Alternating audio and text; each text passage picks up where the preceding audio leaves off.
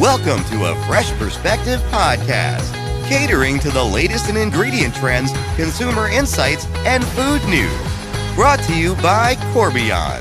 Hello and welcome to a Fresh Perspective podcast, a podcast where we talk about everything food. Today, we are speaking with Megan Passman. She is a Global Insights Manager at Corbion and a friend of mine. And we are going to be actually answering a question, which is also what this episode is about, which is transparency still relevant among today's meat consumers? Whoa, that's a mouthful. Hi, Megan. Welcome. Hi, Jenny. Thank you for having me on the show. It's a pleasure to be here. And we always have fun, and I'm so happy to have you. So let's kick things off by just talking about the question I just posed. Is it still relevant? Is transparency still relevant among meat consumers? What can you tell us? So inflation has hit every consumer very hard. The cost of living nowadays is very expensive. And to combat this, consumers are switching retailers and channels when they shop or while they shop. They're switching to more private label in meat. So looking at more private label, deli, frozen, and fresh. They're also having a smaller basket size. From that, they're taking more trips because of it. And the reason why they're taking smaller amounts at the register is to lessen the blow at the register. So we all know that prices are expensive and consumers are holding back on discretionary items as much as they can. And with all this trading down, we are also seeing an increase in premiumization as well as convenience. And this comes with transparency in meat. So looking at premium proteins, while inflation is hurting people are still willing to buy that premium protein. And they really care about the transparency of that meat. Where did it come from? The where, who, what, and how behind the meat that they buy. And transparency and traceability has been very, very important to consumers. And we see that shift coming. And so that's why I wanted to talk to you about transparency in meat, is because of that. For that reason, is that indulgence is still there, even if inflation has really hit consumers' budgets. Right. Even through the massive changes people are dealing with right now in terms of cost and their lives. You're saying that this is still a real thing that we need to be taking into consideration, right? Yes, the ongoing yearn for traceability and transparency in meat is here to stay. Tell me really quickly, and this might just be for me. Sorry, listeners, if you already know this answer. Private label, when you say people are looking at private label, exactly what do you mean by that? Retailer-owned brands. So you're not seeing national brands. So you see, for instance, in meat, you see a lot of Cargill and Smithfield. Private label would be like a Great Value that Walmart owns. And typically, private label is a lot cheaper. With inflation right now and with costs being so high, consumers are switching to private label items to lessen that blow at the register. Got it. Thank you. Okay, excellent. I also want to say too that private label does vary across meat. So we see a big penetration of private label within the frozen, as well as the deli and the fresh meat. Okay. All that makes sense, right? Yes. So when people are choosing this private label meat, or, they still care about, where their meat comes from and things. What are any other values that they might be looking for in those meats? And which of those have changed based on inflation? Yeah, so we're looking at freshness. Consumers want freshness as the number one indicator, and that's from color. So from some of our survey work that we have done, we figured out that color is the number one indicator of freshness. They want transparency, meaning they want to know, the who, what, where, and how behind the meat that they're purchasing. Mm-hmm. Also in consideration too, environmental factors such as sustainability and climate change, and ethical factors as well, like animal welfare and free labor, really push the attributes, and consumers are really believe that those are important product attributes when concerning in regards to meat. Okay, that makes sense. And it's exactly like how I shop. It's funny because when you say these trends, I'm like, oh, I'm doing that. Oh, I used to buy these different kinds of meats, and now I am buying the Great Value or the Kirkland brand or whatever. And I am looking like, how red is it? Are there gray spots on it? I mean, it's funny because it's quite literally like I'm no different than everyone else. Any amount of discoloration, consumers believe that it is not appetizing and they won't buy it. So as Corbion, we try our hardest to make sure that we preserve what matters, and color is the number one indicator of freshness. So we are really, really trying to keep that freshness and keep that shelf life for those meats. But even taking a step back too with inflation, I mentioned that we're switching retailers and channels. Mm-hmm. And consumers are switching. So when a consumer typically shopped at a traditional brick and mortar grocery store, they're now trading down to a discount grocery store. Or consumers who typically shop at a discount grocery store are actually changing or switching to dollar stores. And so we see a lot of the dollar channel doing very well in these times because of all the trading down. Interesting. I wonder if that's been the case through other times of strife.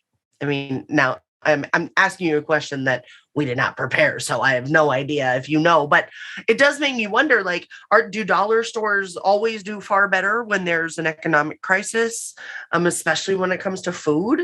I don't know. That makes sense to me. Yes, typically. It also varies by product and across category too. But an instance for hot dogs, for example, we're seeing a brand that's doing very well because it's the only brand in dollar stores.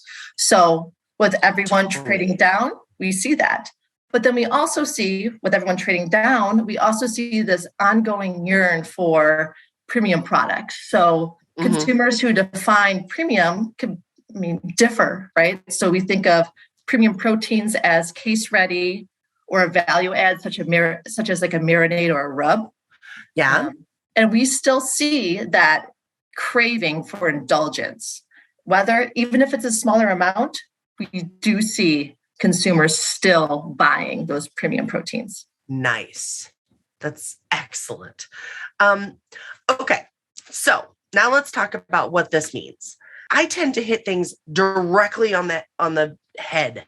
And I know that that's not always the best approach.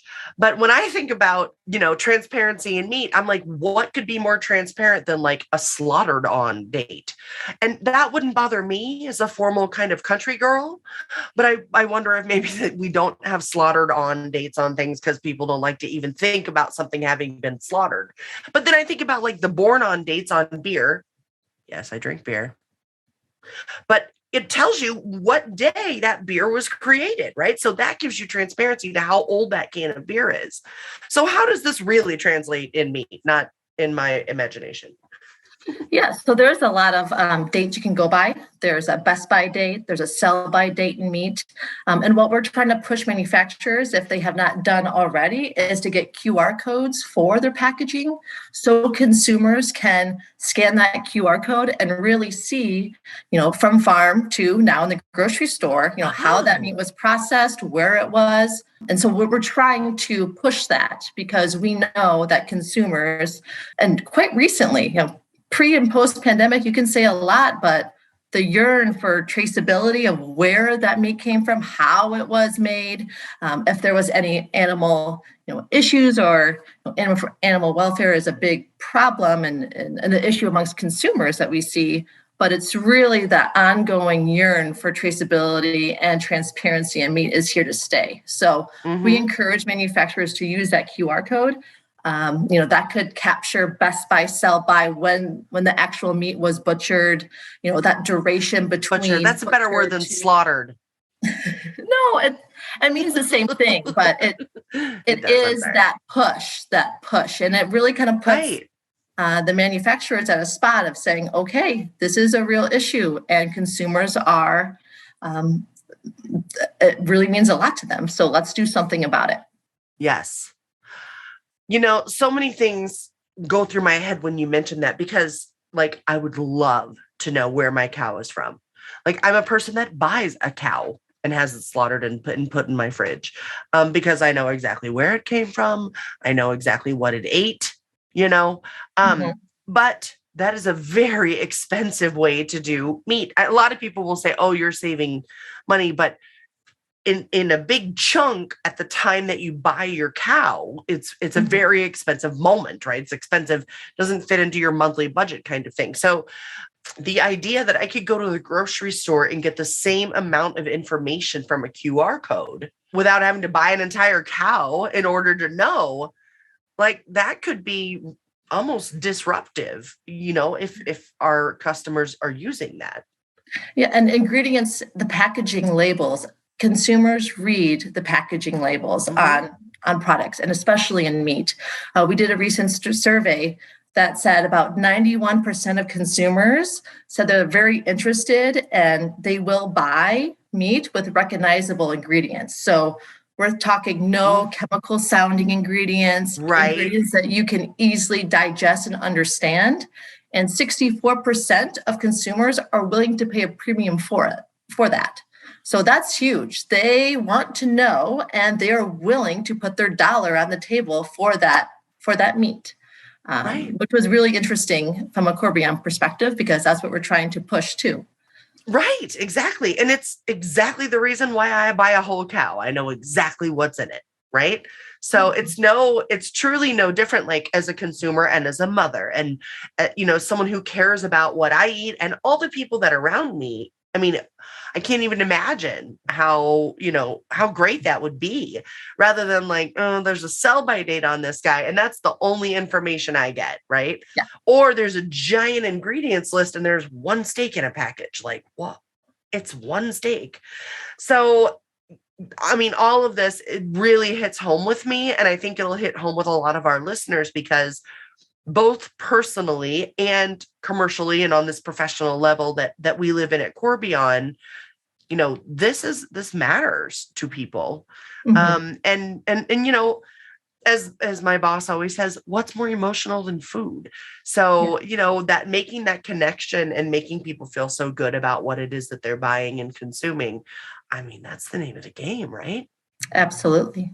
So the last question, and we only have time for one more, but my last question for you is, how can manufacturers accommodate this need? So you already told us they could put that QR code on their package. Are there other ways that manufacturers can accommodate this? Well, I would say making sure that the label is everything. So making sure that you're putting that packaging claim that's associated with your products, making sure your labels are clean, clear, and concise for consumers to understand and interpret. Right. Transparency is everything. So I would just keep it simple. It's the ongoing push for the cleaner the ingredients, the better. But it really is the fact that if consumers can't talk, or they cannot digest that ingredient, or it's chemical sounding, or it's a weird sound, the more likelihood that it will just not be bought. And so I encourage to put everything on the package, making sure your claims are clear and concise for manufacturers to go ahead and do that. Excellent advice for our listeners, excellent advice for our customers, and our potential customers. These are the kinds of insights that we are constantly working on, right, Megan? Like this is our whole gig, is to see what do consumers want and provide the ways to get there. Yes, we're always tracking flavor, non-flavor trends, packaging claims, really what is driving that consumer dollar, and how that can be pulled back to the manufacturer to recognize, okay, this is what I need to put on the package in order for the people, you, me, everyone else, to buy my product. Because at the end of the day, we manufacturers, it's all about the consumer. And if their products are off the shelves, that means, great business for us as well as an ingredient company. Megan, thank you so much for joining me today. This has been excellent, and I can't wait to talk to you in the future about more trends in meat. Thank you so much, Jenny. It's been a pleasure. And until next time, preserve what matters. Thank you for listening to a Fresh Perspective podcast, brought to you by Corbion. Please like, subscribe, and follow us on thebakerstake.com and thecorbioncut.com. Until next time, preserve what matters.